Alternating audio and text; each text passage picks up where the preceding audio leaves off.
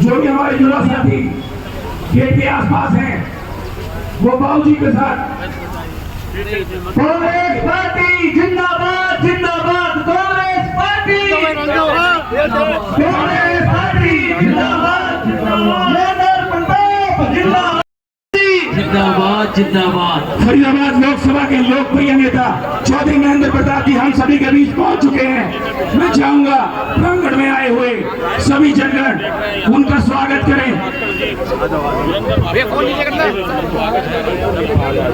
हमारे फरीदाबाद लोकसभा क्षेत्र के भावी सांसद सबका धन्यवाद कर रहे हैं। जो जो यहाँ पर आए हैं उन सबका तहे दिल से धन्यवाद शुक्रिया अदा कर रहे हैं। हम सबके कांग्रेस पार्टी दोनों हाथ उठा करके जोरदार जयकार लगा देंगे। कांग्रेस पार्टी, कांग्रेस पार्टी, बाबूजी महेंद्र प्रताप, बाबूजी महेंद्र प्रताप।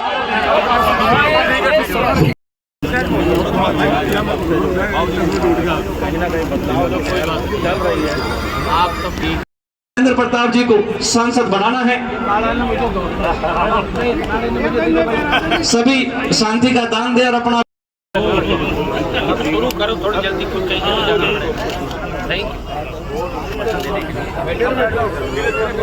सबका सम्मान है। कुछ नाम मैं बोल देता हूं जो उन्होंने मुझे लिख करके दिए हैं। जितेंद्र चौधरी महासचिव उत्तर प्रदेश कांग्रेस कमेटी, चौधरी वेदपाल दायमा जी वरिष्ठ कांग्रेस नेता, चौधरी सतबीर बढ़ाना, मयंक चौधरी प्रदेश अध्यक्ष, प्रदेश उपाध्यक्ष हरियाणा प्रदेश युवा कांग्रेस, अनशनकारी बाबा केवल, बाबा राम केवल जी, चौधरी विजेंद्र मावी, चौधरी पदम बढ़ाना, चौधरी देवेंद्र चंदीला जी, चौधरी विजयपाल चंदीला जी। मैं अपनी तरफ से बाबूजी को 11,000 रुपए जो है इसमें भाई श्याम सिंह जी बाबूजी को 11,000 रुपए से सम्मान कर रहे हैं। एक बार जोरदार ताली बजाएंगे, जोरदार ताली। चंद्र पहलवान जी, वसीम अकरम जी, कोई बात नहीं भाई, कोई बात नहीं। चौधरी पगड़ी पहना करके बाबूजी महेंद्र प्रताप जी का स्वागत और सम्मान किया जा रहा है। जिंदाबाद जिंदाबाद प्रताप, जिंदाबाद जिंदाबाद पार्टी, जिंदाबाद चौधरी महेंद्र प्रताप, जिंदाबाद जिंदाबाद। भाई सभी बस्ती से मेरा आग्रह है कि वो दोनों हाथ उठा करके जोरदार जय घोष लगाएंगे कांग्रेस।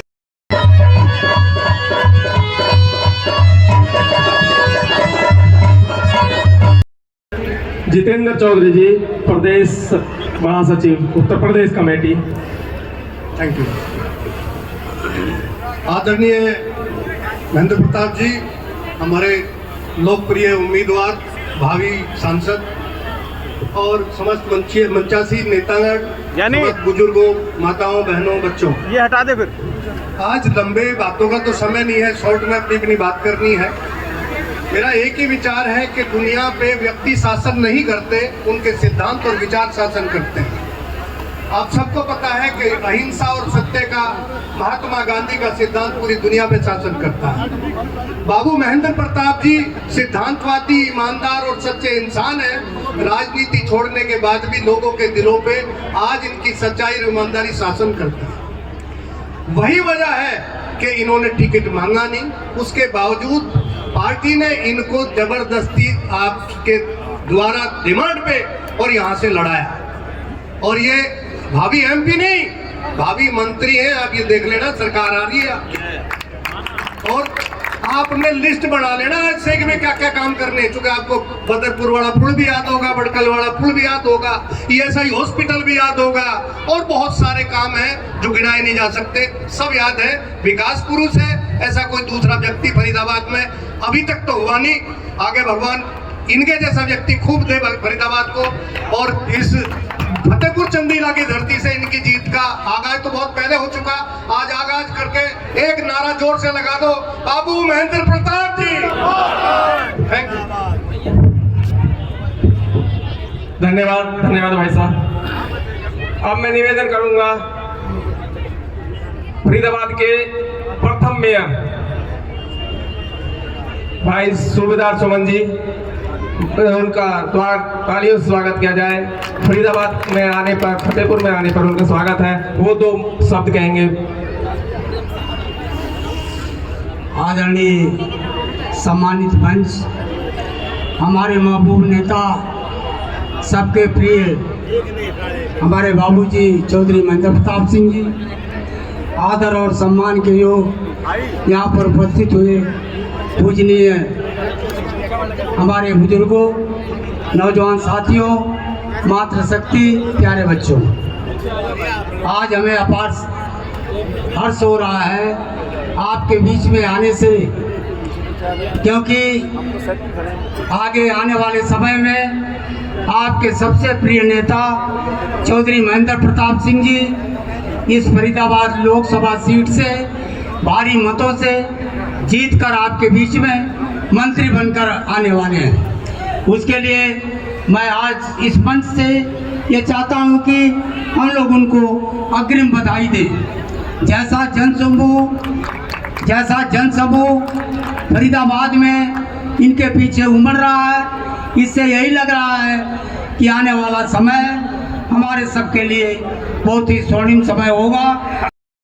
बहुत ही अच्छे व्यक्तित्व के धनी, सोने राजनीति में सोने जैसी छवि रखने वाले, हम सबके महबूब नेता, परम आदरणीय हमारे बाबूजी चौधरी महेंद्र प्रताप जी, सम्मानित मंच, मेरे सामने उपस्थित बुजुर्गों, नौजवान साथियों, माताओं, बहनों, आप सभी का दिल की गहराइयों से बहुत बहुत स्वागत, बहुत बहुत धन्यवाद। साथियों, बात तो ज़्यादा करनी चाहता था लेकिन टाइम की कमी है। एक बात मैं आप लोगों के सामने रखना चाहता हूँ कि ये मत एक चुनाव नहीं है, ये एक लड़ाई है। लड़ाई है अच्छाई और बुराई के बीच, लड़ाई है बढ़ती हुई बेरोजगारी के खिलाफ, लड़ाई है बढ़ती हुई बेरोजगारी के खिलाफ, महंगाई के खिलाफ, भ्रष्टाचार के खिलाफ, और लड़ाई है करप्शन के खिलाफ। तो ये लड़ाई हम सब ने मिलकर लड़नी है, और ये लड़ाई किसी हथियार से नहीं लड़नी। ये लड़ाई जो लड़नी है वो वोट के हथियार से लड़नी है।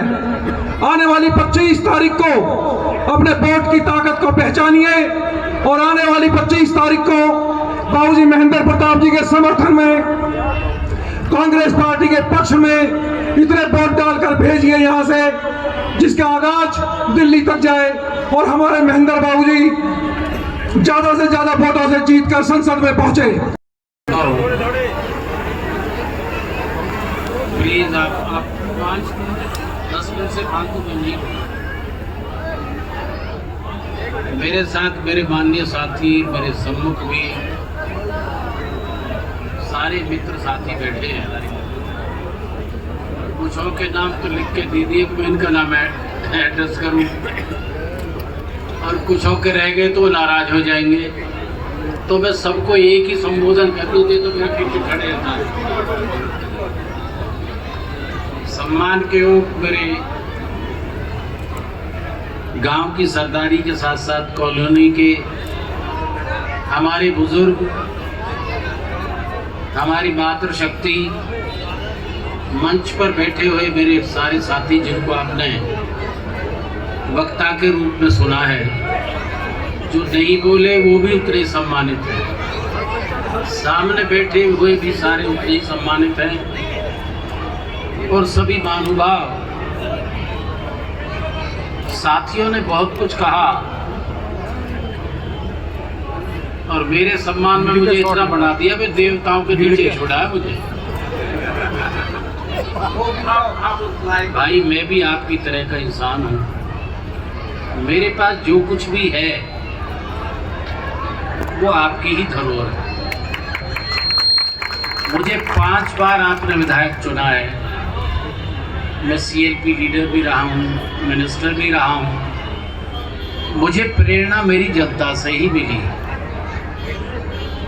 मेरे पास जो कुछ भी है, मैं जहाँ आज खड़ा हूँ, मुझे जो साख मिली है, जो इज्जत मिली है, वो आप लोगों से मिली है। इसलिए आप मुझसे बहुत बड़े हैं, मैं तो एक अधना सा सेवक हूँ, आपका एक साथी हूँ। वो कहते हैं ना, करने वाला कोई और है, कर रहा है दिलरैन, लोग भरे मुझ पे करे या बिदरी चैनैन। तो भैया बनाने वाले, करने वाले आप हैं, और आप ही सब कुछ है। मैं तो छोटा सा व्यक्ति हूँ, मैंने तो अपने दायित्व को निभाने का प्रयास किया। साथियों, वैसे तो हर इलेक्शन का ही अपना महत्व होता है। जनता को 5 वर्ष में अपने मत का अधिकार है कि वो समीक्षा करता है पिछले 5 वर्ष की, कि जो उम्मीदवार तुम्हारे बीच में आए हैं उन उम्मीदवारों में तुम्हारे विश्वास का पात्र कौन है। आपने 10 वर्ष का कार्यकाल देखा है। व्यक्ति का चरित्र, काम की क्षमता, उसकी पात्रता उसके चरित्र से आंकी जाती है। दूसरी पार्टी जिससे वो रहा है या पार्टी जिससे वो आपके बीच में आया है, उसकी पॉलिसी, कार्यक्रम समाज और देश के लिए उसने क्या दिया है, क्या उनकी आगे के कार्यक्रम है, क्या विजन है, इन पर जनता फैसला करती है। देखिए, मुझे ज़्यादा नहीं कहना चाहिए, साथियों ने बहुत कुछ कहा है, लेकिन 10 वर्ष का कार्यकाल और आज के इस कार्यकाल को देख लीजिए। आज देश कहाँ खड़ा है, इसका भी एक समीक्षा आपको करनी होगी।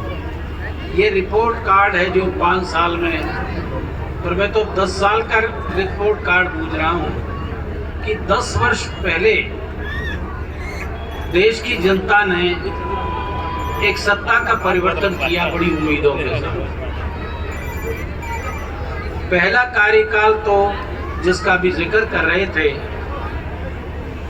काले धन के नाम पर दे दिया जनता ने कि काला धन जो बाहर विदेशों में जमा है, एक प्रचार हुआ बड़े तेजी से, वो आएगा, खजाना भी भर जाएगा, 15-15 लाख रुपए भी खजाने में आ जाएंगे तुम्हारे खाते में।